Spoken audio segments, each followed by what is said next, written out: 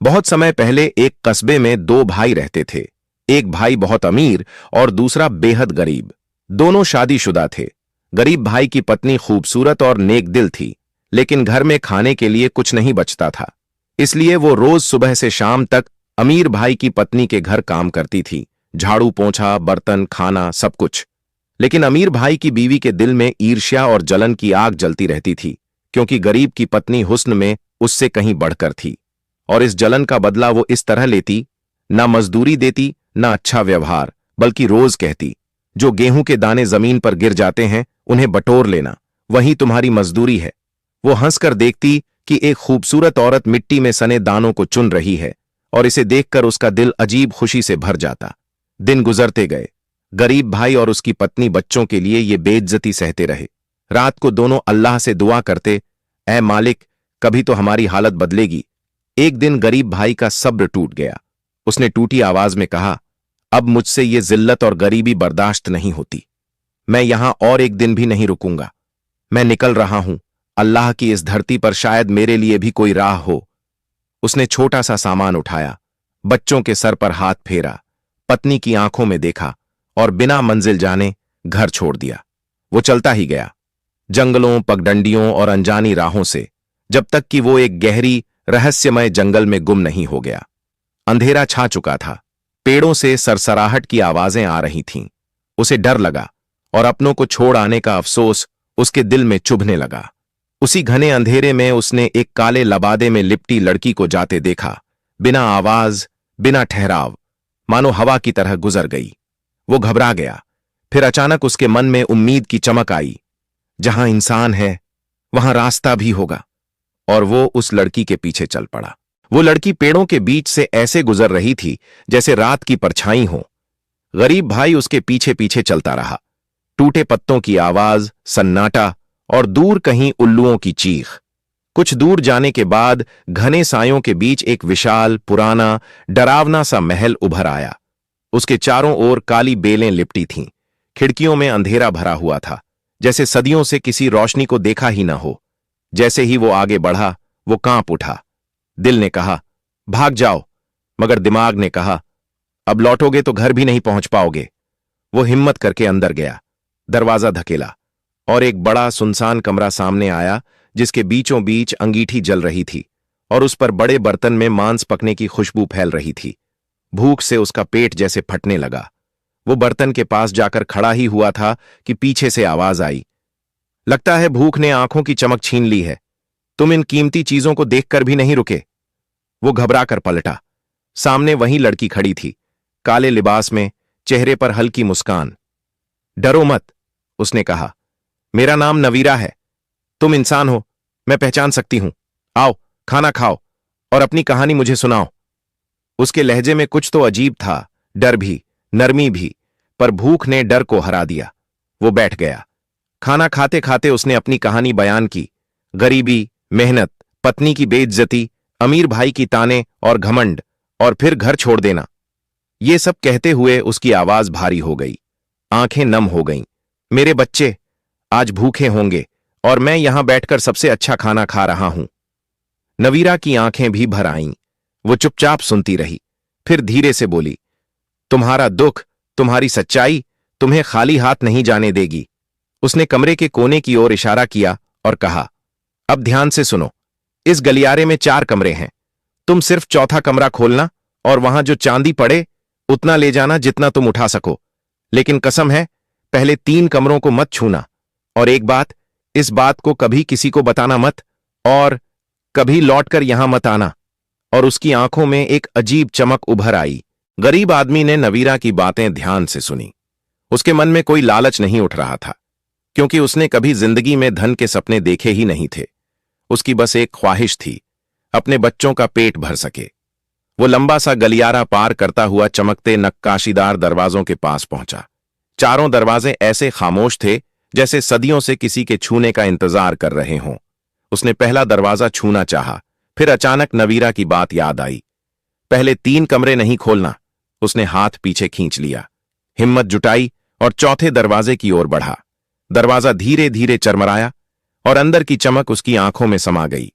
फर्श पर चांदी के पहाड़ जैसे ढेर लगे थे, चमकती हुई, ठंडी और अनमोल। उसके कदम वहीं थम गए। उसने सांस रोकी। उसके दिल में कोई लालच नहीं आया, सिर्फ एक सुकून कि उसकी किस्मत शायद मुस्कुरा रही है। वो चुपचाप आगे बढ़ा, एक छोटी सी बोरी उठाई और सिर्फ उतना भरा जितना वह आराम से उठा सके, न ज्यादा न कम। जब वो बाहर आया, नवीरा ने उसे देखा और उसके चेहरे पर हल्की संतुष्ट मुस्कान आई। तुम लालची नहीं निकले, इसलिए जो तुम ले जा रहे हो वह तुम्हारा हक है। फिर धीमी आवाज में बोली, अगर तुमने बोरी पूरी भर ली होती तुम दूर तक नहीं जा पाते और मेरी मां तुम्हें कभी वापस न जाने देती। वो दंग रह गया, मगर समझ गया कभी कभी जान बचाना भी दौलत से ज्यादा कीमती होता है। आंखें झुकाकर बोला, मैंने हमेशा खुद को गरीब समझा, पर शायद मैं गरीब नहीं। दुनिया की दो नजरें, हक और लालच, बस इन्हीं ने फर्क बनाया है। नवीरा ने उसे रास्ते तक छोड़ा और आखिरी बार चेतावनी दी, जब बाहर निकल जाओ कभी पीछे मुड़कर मत देखना और ना कभी वापस लौटना। वो जंगल पार करके सुबह की रोशनी में निकला और उसके कदमों में अब डर नहीं था, बल्कि एक उम्मीद थी। सुबह का सूरज उगा और उसकी चमक उस व्यक्ति के चेहरे पर कुछ अलग ही उजाला लेकर आई, क्योंकि अब उसके कंधे पर गरीबी का बोझ नहीं, बल्कि उम्मीद की थैली थी। वो शहर पहुंचा, एक छोटा गड्ढा खरीदा, कुछ भेड़ें, कुछ बकरियां, अच्छा खासा खाना और अपने दिल में घर की यादें लेकर वापस अपने गांव की ओर चल पड़ा। घर के पास पहुंचते ही उसने देखा उसके बच्चे झाड़ियों में से पत्ते तोड़कर खा रहे थे। उसे देखते ही चीख पड़े, अब्बू आ गए, अब्बू वापस आ गए। बच्चे दौड़कर उससे लिपट गए। उनकी भूखी आंखों में पहली बार चमक आई थी। उसने उन्हें सहलाया और बोला, आज भूखा कोई नहीं सोएगा। जब उसने दरवाजा खोला और पुकारा, उसके लिए खाना लाया हूं, गरम रोटी, चिकन, जैतून, तो गरीब पत्नी की आंखों में यकीन और खुशी दोनों एक साथ उतर आए। सबने पेट भरकर खाया। बच्चों की हंसी उस घर में पहली बार बिना दर्द के गूंजी। रात को उसने पत्नी को जंगल की अनोखी कहानी सुनाई। बोला, हम यह जानवर बेचेंगे, दूध दही मक्खन बनाएंगे और इसी कमाई से जिएंगे। थोड़ा सा जो चांदी बची है उससे घर ठीक करवाएंगे और तुम अब किसी के घर काम नहीं करोगी। पत्नी की लाल आंखों में अजीब सा यकीन तैर गया। दिन गुजरे, महीने बदले, भेड़ें बढ़ीं, गायें बढ़ीं, फसलें उगीं, दाम आए।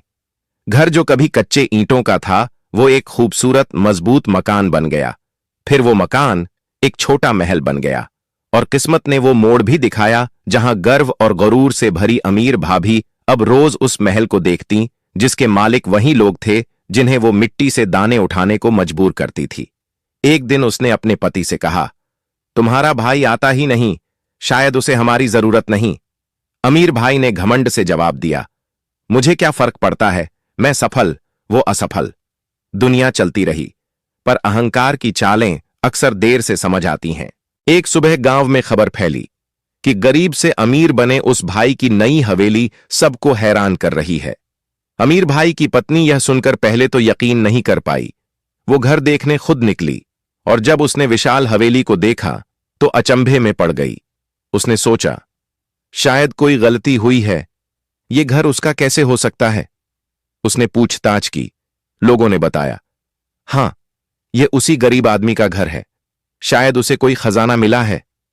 वो भागती हुई घर लौटी और बोली, तुम्हारे भाई ने खजाना पा लिया है, नहीं तो इतनी जल्दी इतना सब कैसे। ये सुनते ही अमीर भाई की आंखों में जलन की चिंगारी भड़क उठी।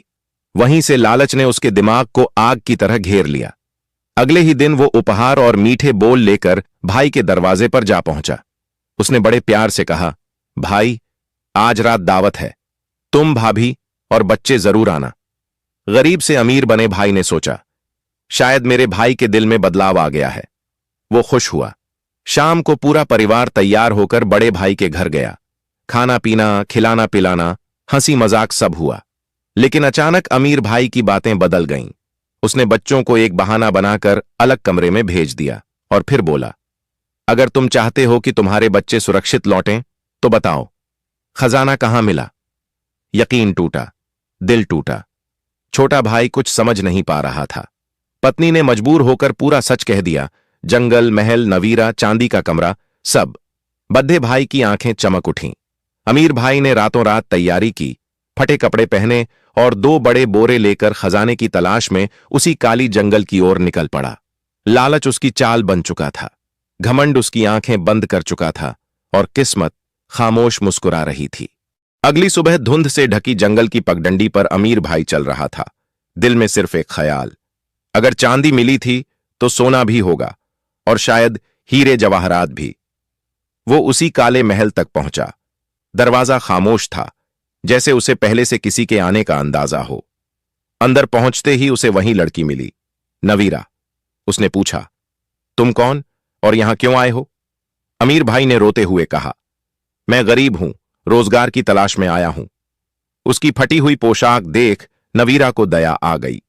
उसने वही बातें दोहराईं, गलियारे में 4 कमरे हैं, सीधे चौथे कमरे में जाओ, बस वहीं खोलना, बाकियों से दूर रहना।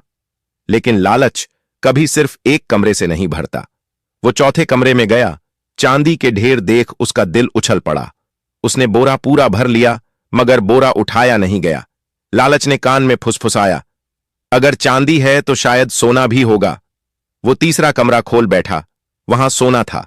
बोरा खाली किया, सोना भरा। फिर सोचा, सोना मिला है तो आगे हीरे होंगे। दूसरा कमरा खोला, लाल हरे नीले रत्न चमक रहे थे। उसने फिर बोरा खाली किया। अब दिल में आग और भड़क गई। पहले कमरे में तो जरूर कोई अनमोल खजाना होगा। जब उसने पहला दरवाजा खोला, उसे बस गेहूं के बड़े बड़े बोरे मिले। गुस्से में बोला, इतना होगा तो कुछ खास ही होगा। जैसे ही उसने हाथ डाला, पीछे से एक दहाड़ सी आवाज आई, मेरे महल में इंसान, और वो भी धोखे से। वो डर के मारे भागता गया। जंगल कांपता रहा, शाखें टूटती गईं। उसका दिल धड़क रहा था जैसे बाहर आ जाएगा। अंत में वो जान बचाकर तो आ गया, पर उसके हाथ में क्या था? सिर्फ गेहूं की एक मुट्ठी। उसकी पत्नी लालच में डूबी थी। जब बीमारी आई, गरीबी वापस आई, तो उसने उसे छोड़ दिया। एक दिन वो टूटा हुआ इंसान अपने छोटे भाई के घर आया। कुंडी खटखटाई, दरवाजा खुला और सामने वो औरत खड़ी थी जिसे कभी उसने रुलाया था।